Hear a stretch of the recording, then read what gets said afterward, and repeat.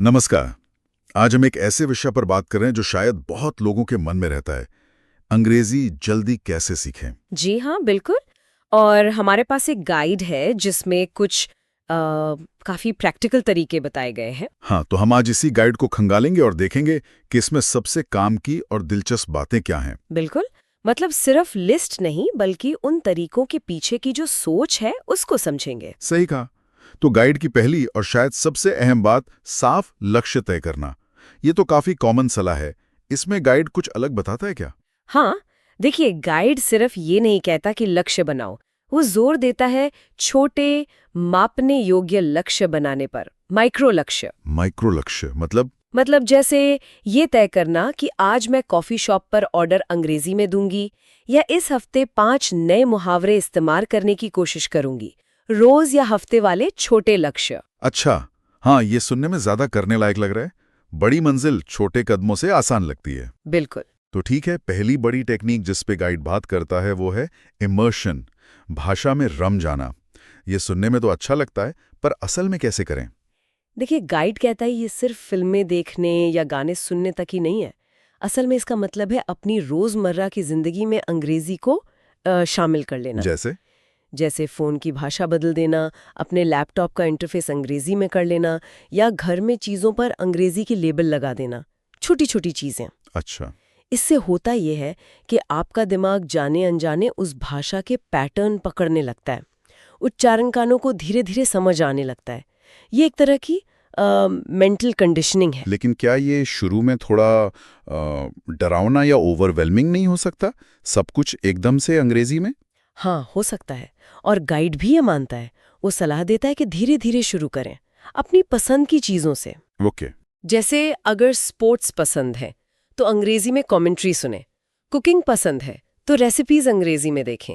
इसे बोझ नहीं, एक मजेदार खोज बनाना है। ठीक है, ये समझ आया। मतलब इसे मजेदार रखना है। अब बात करते हैं बोलने की प्रैक्टिस की। गाइड कहता है रोज अभ्यास करो, चाहे अकेले ही। क्या अकेले में बात करने से वाकई फायदा होता है? गाइड के हिसाब से तो हाँ, बिल्कुल होता है। अकेले में बोलने से ना, आप बिना किसी जजमेंट के डर के शब्दों और वाक्यों को बोलने की कोशिश करते हैं। आपकी जबान साफ होती है। लेकिन हाँ, असली फायदा तब मिलता है जब आप दूसरों से बात करें। तो उसके लिए क्या तरीके हैं? गाइड में कुछ ऐप्स का जिक्र है, जैसे हेलो टॉक या टैंडम। वहां आप दूसरे सीखने वालों या नेटिव स्पीकर से जुड़ सकते हैं। या फिर ऑनलाइन स्पीकिंग क्लब्स भी होते हैं। हाँ, ये लैंग्वेज एक्सचेंज ऐप्स काफी पॉपुलर हैं। हाँ, और गाइड एक बहुत जरूरी बात कहता है, गलतियों से डरना बंद करें। शुरू में आपका मकसद सिर्फ अपनी बात समझाना होना चाहिए, परफेक्शन नहीं। वो धीरे धीरे आएगा। ये गलतियों से न डरना वाली बात कहना आसान है। खैर, आगे बढ़ते हैं। शब्दावली और वाक्यांश, इसमें फ्लैश कार्ड्स का जिक्र है। क्या ये वही रटने वाला तरीका है? नहीं नहीं, यहाँ गाइड एक बहुत इंटरेस्टिंग पॉइंट बताता है। वो कहता है कि अलग अलग शब्द रटने से कहीं ज्यादा असरदार है पूरे पूरे वाक्यांश या आम बोलचाल के जुमले सीखना। अच्छा, जैसे? जैसे हाउ आर यू डूइंग, या could you give me a hand, या व्हाट्सअप। ऐसे जुमले सीखने से आपकी बातचीत ज्यादा नेचुरल लगती है। हाँ, ये बात तो सही है। अलग अलग शब्द याद हों पर वाक्य ना बने तो क्या फायदा? बिल्कुल। और फ्लैश कार्ड ऐप्स जैसे एंकी या क्विजलेट इसलिए अच्छे हैं क्योंकि उनमें स्पेस्ड रेपिटेशन सिस्टम होता है। वो क्या होता है? वो सिस्टम आपको शब्द ठीक तब याद दिलाता है जब आप उसे भूलने वाले होते हैं।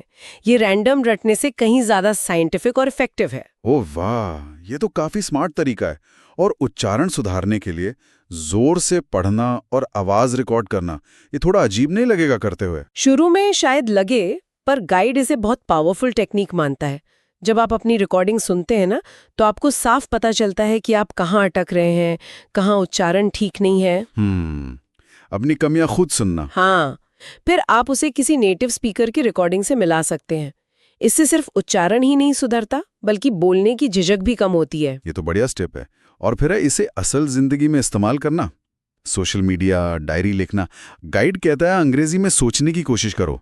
ये कैसे मुमकिन है? ये एकदम से नहीं होता, धीरे धीरे। गाइड का सुझाव है छोटी चीजों से शुरू करें। जैसे अपने आसपास की चीजों के नाम मन में अंग्रेजी में सोचें। ओके। मन में हिंदी से अंग्रेजी ट्रांसलेट करने के बजाय सीधे अंग्रेजी में वाक्य बनाने की कोशिश करें। जैसे आई नीड वाटर सोचें, ना कि मुझे पानी चाहिए का अनुवाद। शुरुआत में मुश्किल होगा शायद। हाँ, पर धीरे धीरे ये आदत बन जाती है। अब आते हैं उस मुश्किल चीज पर जिससे अक्सर लोग घबराते हैं, ग्रामर। क्या गाइड कहता है? पूरी मोटी किताब रटनी पड़ेगी? बिल्कुल नहीं। गाइड साफ कहता है शुरुआत में बेसिक्स पर फोकस करें। सिंपल टेंस, सेंटेंस का स्ट्रक्चर, सब्जेक्ट, वर्ब, ऑब्जेक्ट। बहुत मुश्किल नियमों में मत उलझिए। अच्छा, मतलब बस काम चलाओ ग्रामर। हाँ, जिससे आप अपनी बात सही सही कह सकें। परफेक्ट ग्रामर बाद में आती है। कुछ यूट्यूब चैनल्स का भी जिक्र है, जैसे इंग्लिश एडिक्ट या BBC लर्निंग इंग्लिश, जो इसे आसान बनाते हैं। ओके, और इन सब में सबसे जरूरी गाइड के हिसाब से क्या है? एक शब्द, निरंतरता, कंसिस्टेंसी। गाइड इस पर बार बार जोर देता है। रोज 20-30 मिनट का फोकस वाला अभ्यास करना हफ्ते में एक बार कई घंटे रटने से कहीं ज्यादा फायदेमंद है। मतलब रोज थोड़ा थोड़ा? हाँ। और इसे मजेदार बनाए रखना बहुत जरूरी है। अगर ये बोझ लगने लगा तो आप इसे जारी नहीं रख पाएंगे। सही बात है।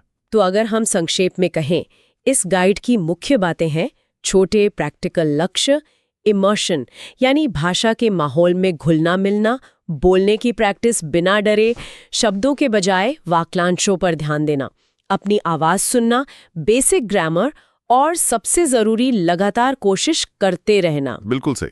और यहाँ एक सवाल मन में आता है जिस पर गाइड सीधा जवाब तो नहीं देता, पर सोचने पे मजबूर